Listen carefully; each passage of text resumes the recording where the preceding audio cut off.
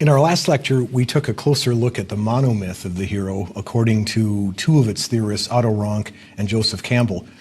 This time we'd like to consider the African epic of Mwindo in terms of both of those paradigms that we looked at last time. In the process, we hope to learn more about heroic myths themselves and about the value of the concept of the monomyth, at least as an analytical tool, the way we've been using it. This epic comes from Central Africa in eastern Zaire. The Mwindo story has been passed down orally for many generations, so it's still a living myth for them. In the 1950s, an anthropologist, Daniel Biebuyck, made a written copy of a performance. He recorded it while he was listening to it, and he published that version in 1969.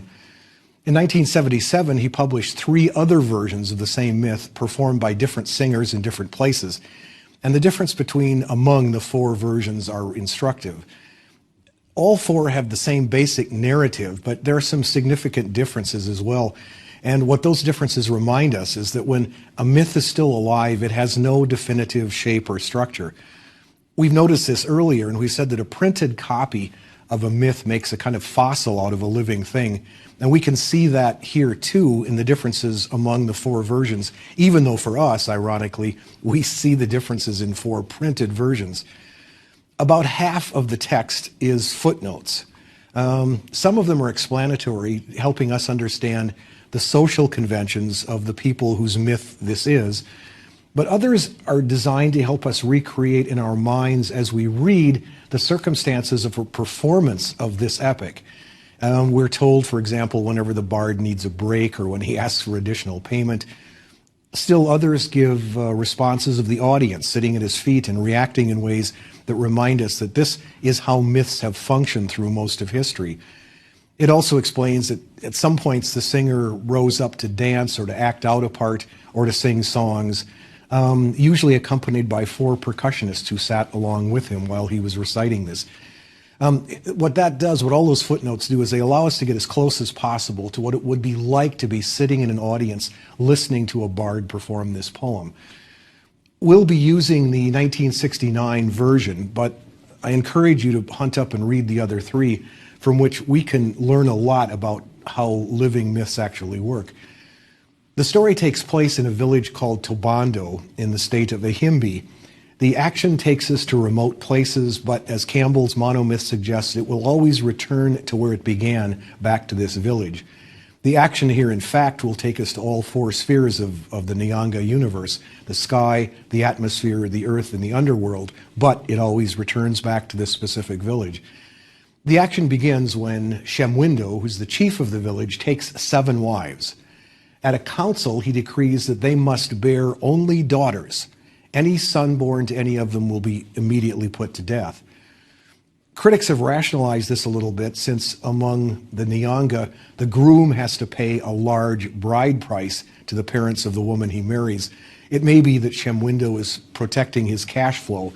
He has lots of daughters, he's going to have lots of money coming in and none going out to pay a bride price for his son. But if we remember Otto Rank's monomyth of the family, based on the family romance, the paradigm of that monomyth suggests that Shemwindo doesn't want any sons to challenge his authority. Daughters are always much safer for a chief than sons are. His first 6 wives produce daughters on cue, but the 7th one has a pregnancy that lasts way beyond term. As week after week goes by and she still hasn't delivered this child, she gets more and more worried about what's going on. And then strange things start to happen. Firewood and water and vegetables start showing up just outside her door every morning. And when we're asked, who's doing this? Who's providing her with all of this? We're told that the infant in her womb is already doing this work for her. So he's already announced himself as a fairly extraordinary infant. In her womb, in his mother's womb, he also meditates on how he wants to be born. He settles finally on emerging from his mother's middle finger. When it happens, the midwives are understandably stunned. The midwives, also recognizing that this is an extraordinary child, refuse to divulge the gender of the child to the chief because they're afraid that the chief will have it put to death. But the chief finds out anyway, and as soon as he finds out, Shemwindo attempts to do what he promised to do. He tries to kill the child by hurling spears at him.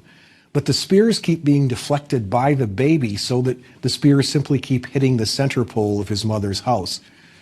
Then Shemwindo, having failed to kill him this way, makes his counselors bury the infant alive, which they do. But from the grave, a brilliant light shines, and the next day the infant is back in his mother's hut. The midwives have named this baby Mwindo, and which we're told means a boy following a series of girls.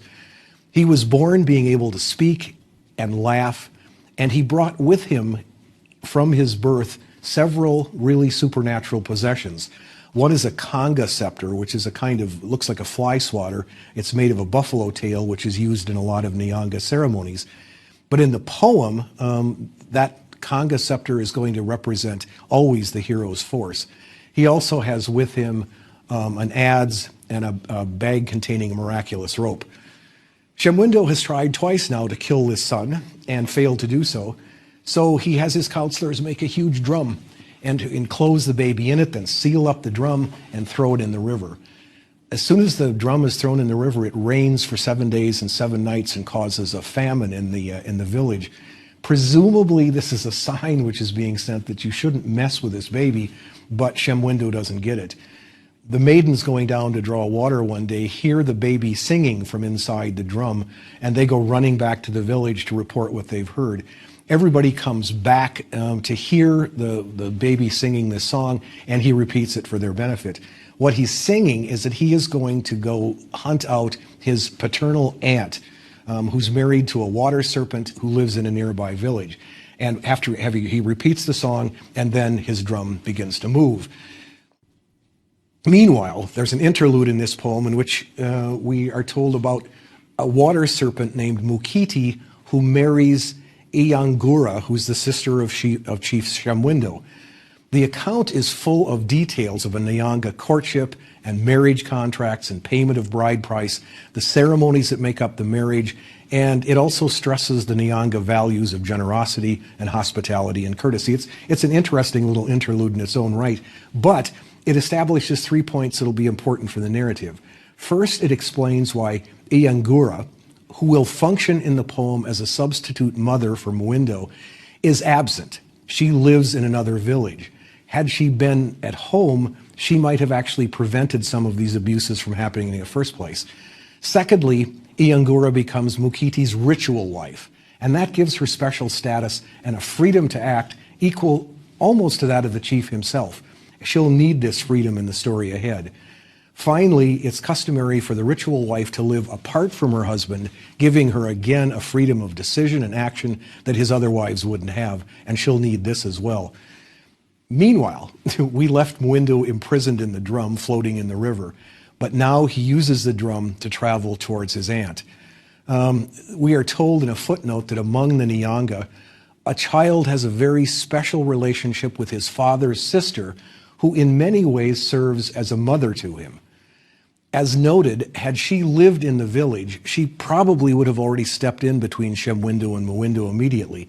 But since she's married and has moved away, Mwindo has to go to her.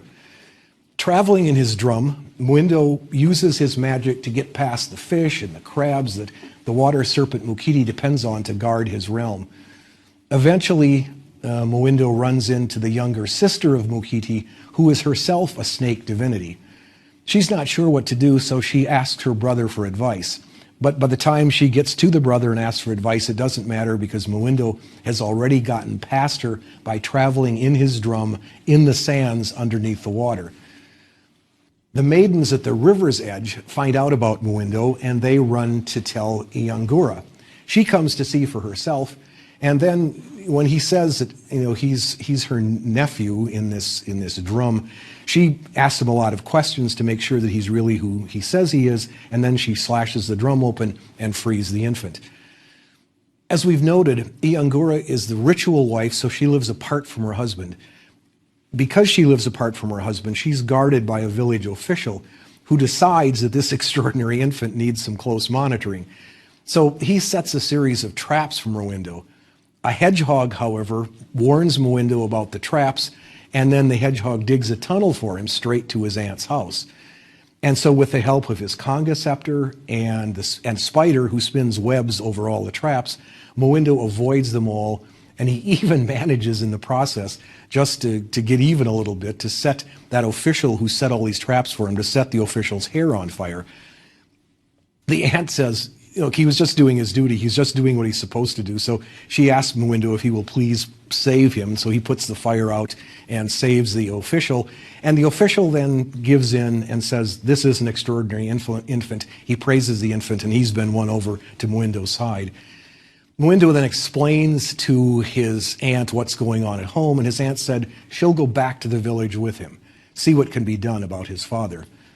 On the way to the village, they stop at what's called a village of bats.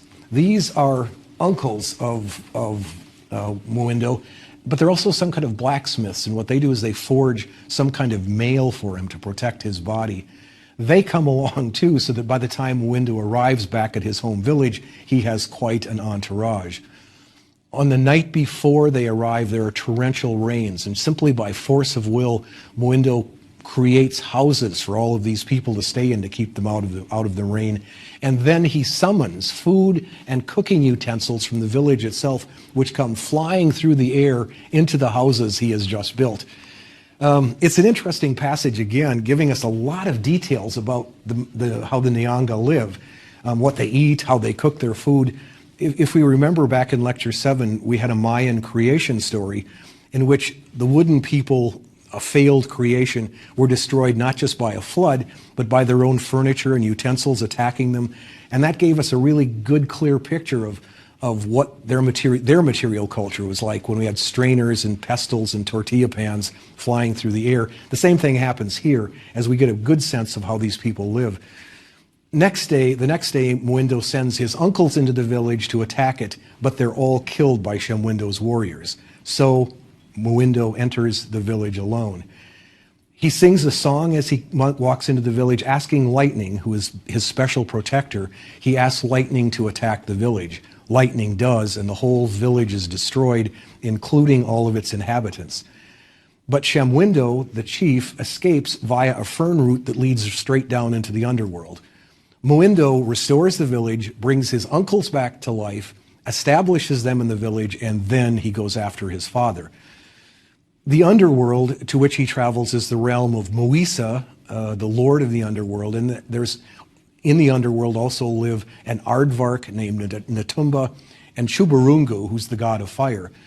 Mowindo, when he goes down into the underworld, leaves one end of his magical rope with his aunt, and he keeps the other one with him so that they can communicate with each other. Just outside the village of the dead, Mowindo encounters Kahindo, who is Mowisa's daughter. She's covered with yaws, which is a terrible skin disease. And she helps him by giving him a series of formulae that he can use to outsmart her father, who will no doubt try to play tricks on him and to hold him in the land of the dead. In exchange for the formulae, Mowindo cures her yaws. And everything goes as Kahindo predicted. There are a series of traps that are set for Mowindo, but thanks to the fact that the daughter has helped him, he escapes them all. But the Mowisa says, if you want your father back, I'll turn your father over to you, but you're going to have to do a bunch of jobs for me first. And he gives him a series of really, really daunting tasks to perform. The very first one is that he's supposed to clear a forest, plant banana trees, cultivate them, and harvest the bananas all in a single day. With the help of his magic amulets, he manages, but he's just about finished doing this first job when Mowisa sends his belt to subdue Mowindo. His belt is for him the kind of equivalent of Mowindo's conga scepter. It's his sort of magic sign of his power. That belt nearly kills Mowindo, but he is saved by his own conga scepter. And then when he's saved, he sends his conga scepter to attack Mowisa. And it is so successful at that attack that he seems to have actually killed him. When Mowindo arrives later on that day with the bananas, Kahindo, Mowisa's daughter, talks Mowindo into reviving her father. And once again, he capitulates. He brings him back to life. Then the next day, he set another impossible task, gathering honey under impossible conditions. And again, he succeeds. But again, the deceitful Mowisa sends his belt, which ties him to a tree until he's nearly dead. This time, his ally, Lightning, cracks open the tree and saves him. Then, for the second time, he sends his Conga scepter after Muisa with the same result. He seems to have killed the Lord of the Underworld. By this time, Muindo's father, who's been from a distance observing all this, is worried that his son will actually succeed in reclaiming him. And so he runs away to the cave of the aardvark Netumba. Hawk tells Muindo where his father has run to, and so he chases after him. When he gets there, he asks Lightning to destroy Netumba's cave, which it does, shattering the aardvark's cave. But by this time, his father has already taken off again, this time to the home of Shuburungu, the god of fire. Muindo curses the aardvark, and then he sets off for a third time. Outside this village, he encounters a group of starving children, and then using his rope, he has his aunt sent down food for them and saves them, gives them something to eat. Shuburungu challenges Muindo to a game of Wiki, which is a gambling game played with seeds. Muindo loses and loses and loses and loses until he's lost everything, including his aunt, whom he stakes at the very end. He loses his aunt, but when he stakes his Conga scepter, he starts winning everything back. And finally, he has won everything of his own back, and then he wins all of Shuburungu's possessions as well. Again, Shemwindo, watching this, knows that he's about to be captured, so he's taken off yet one more time. This time, Muindo catches him, and this time he takes his father with him, and he retraces his steps through the underworld on his way back home.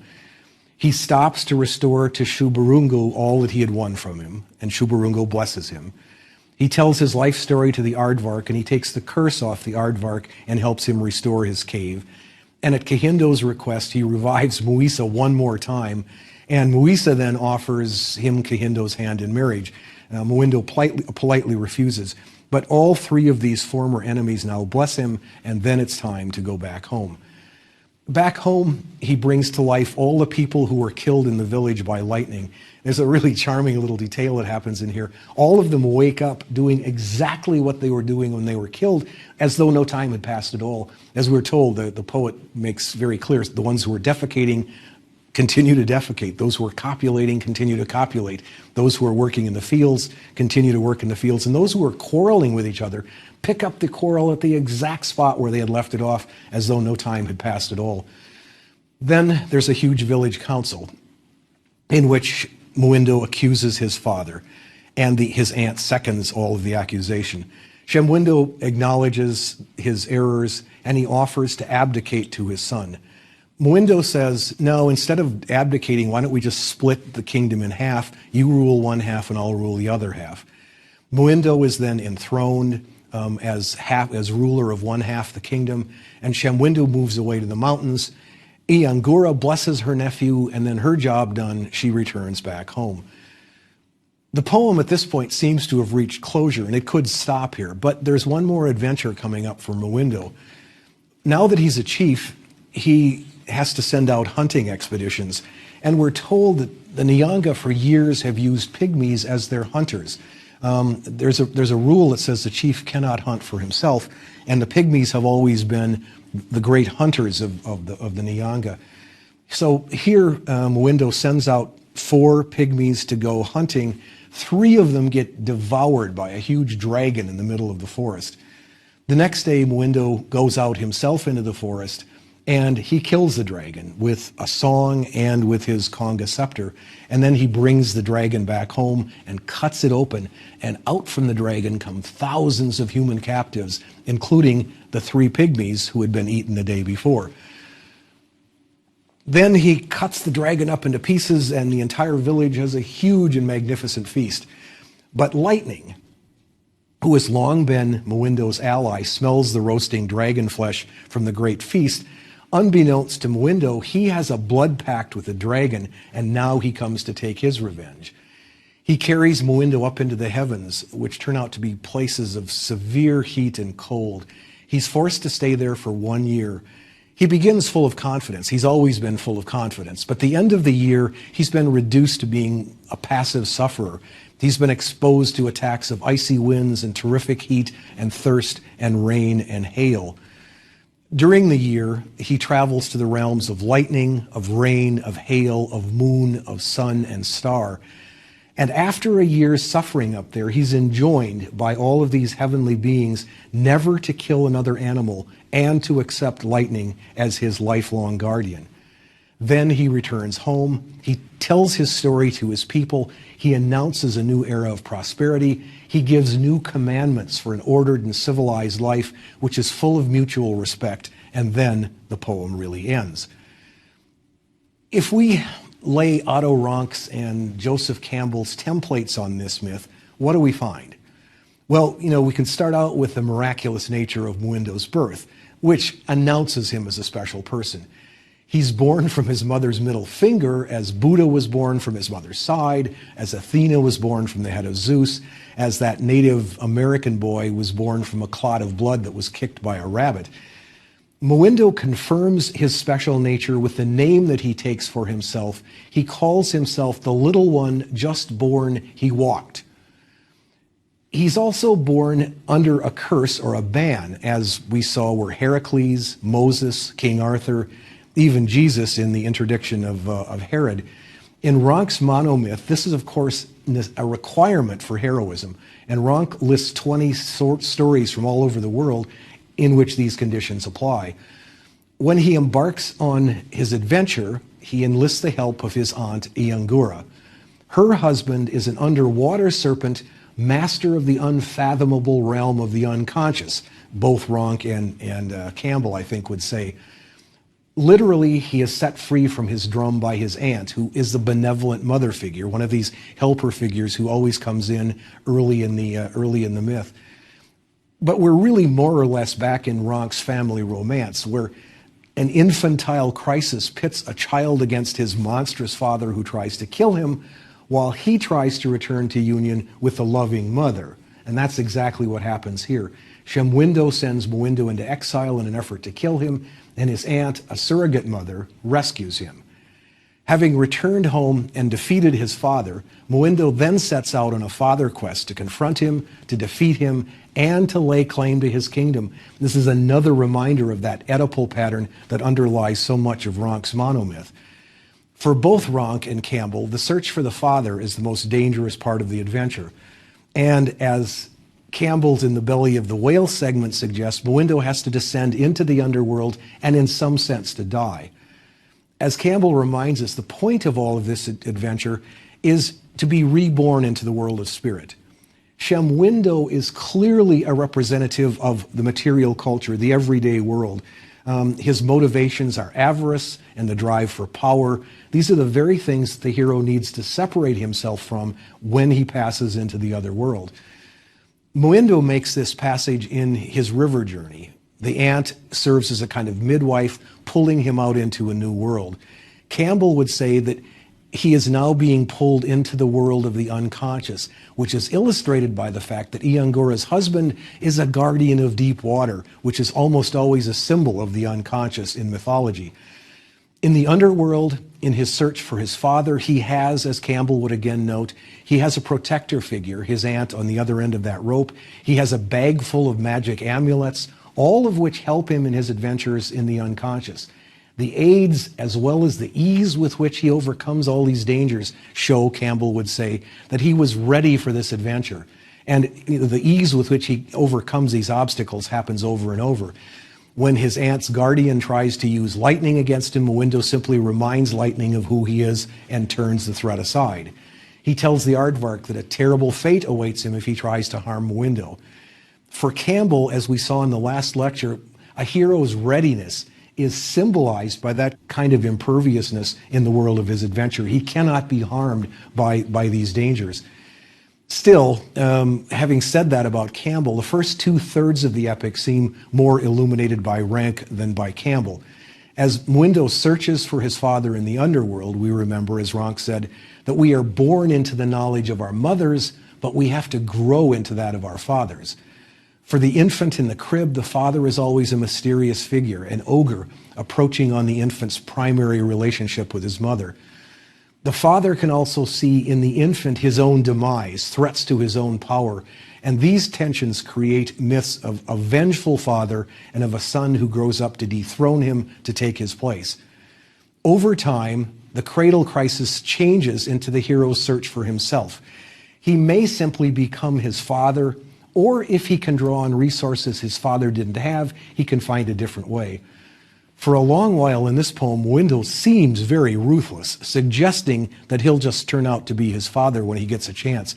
But his aunt and Kahindo recall him to humanity, asking him to show compassion for those he's vanquished. He revives those he has killed, he forgives them, and they all wind up giving him their blessings. And then when Mowindo brings his father back to the village, we might expect some kind of revenge, because that's usual in such father-son stories. In both mythical and psychological world, that's probably the path of least resistance. Mowindo surprises us here by choosing the more difficult path, turning in his warrior persona for that of a just ruler. He's learned a lot already from his journey, that journey into the other realm. But the parts of the poem I think that are most strikingly illuminated by Campbell's theory are the last part. The call to his adventure comes when he kills the dragon, which has eaten 3 of his pygmy hunters. It happens because he's already stepped outside the normal limits by hunting himself, which a chief is forbidden to do. Once he's beyond the safe boundaries of that conscious and communal world in which he lives, he encounters all kinds of threshold guardians. Interestingly, in this poem, he doesn't fight with any of them. Lightning, rain, hail, moon, sun, and star simply have many things to teach him. But in confronting them, he does what Campbell says is the real point of this adventure. He leaves his ego behind. He opens himself to possibilities that lie hidden from the ego and consciousness. He's repeatedly told up there in the heavens that his toughness, his pride, his ego have no place here. In the process, in a way that Campbell's paradigm would understand, up in the sky, Mowindo dies as a secular warrior and is then reborn as a sacred warrior and a world redeemer. His return, therefore, is a very peaceful one. Having been taught important things, the sky beings then allow him to return from where he started, and he says this to his people about what happened up there. He says, "I, Mowindo, the little one just born he walked, performer of many wonderful things, I tell you the news from the place from which I have come in the sky. When I arrived in the sky, I met with rain and moon and sun and Kubi star and lightning. These 5 personages forbade me to kill the animals of the forest and of the village and all the little animals of the forest, of the rivers, and of the village, saying that the day I would dare to touch such a thing in order to kill it, that day the fire would be extinguished. Then Nakuba, lightning, would come to take me without my saying farewell to my people. Then the return was lost forever." So he tells them about his voyage out, tells him how extraordinary it was, tells his people what happened. But what's even more important here, it's not just that he has changed. He has come back now, as he says, he has been forbidden to kill animals, and on the day that he dares to do such a thing, his return will be taken away from him, and he will be taken away without even being able to say goodbye to his people. But he also tells them that he has learned things out there. He has brought back commandments. He has brought back a new kind of order which is going to prevail in the village. And here are some of the things he tells them when he comes back that he has learned up there in the sky.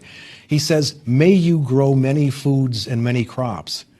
May you live in good houses. May you, moreover, live in a beautiful village. Don't quarrel with one another. Don't pursue another's spouse. Don't mock the invalid passing in the village. And he who seduces another's wife will be killed. Accept the chief, fear him. May he also fear you. May you agree with one another altogether, no enmity in the land, nor too much hate. May you bring forth tall and short children. In doing so, you will bring them forth for the chief." So in a way, this is a great set of commandments for a new era in the village. So in a way, this is a poem about a young hero who grows up to be a good ruler. In this way, this makes this like the myth of Gilgamesh or the myth of King Arthur. We're told in a footnote that When the story were told to Nyanga, they were initially uncomfortable with Moindo's boasting and his arrogance, and they put up with it only because he had been so badly mistreated by his father. By the end, we are told they liked him better, acknowledging that he had become a good ruler, both embodying and promoting values that their culture believes in. Clyde Ford, in The Hero with an African Face, says that in some ways, Moindo returning from his year in the sky is like Moses returning from his 40 days and nights on the mountaintop with God, bringing back with him a new set of commandments which will carry his people into the promised land. And we can't expect much more than that from a hero. Next time, we will try to address somewhat the gender bias that's built into both myths and theories about them by asking about female heroes. What would they be like? In what ways would they be similar to or different from male heroes? We'll look specifically at one female hero from Greece, Demeter, and one from America, a surprise visitor, Hester Prynne. That's next time.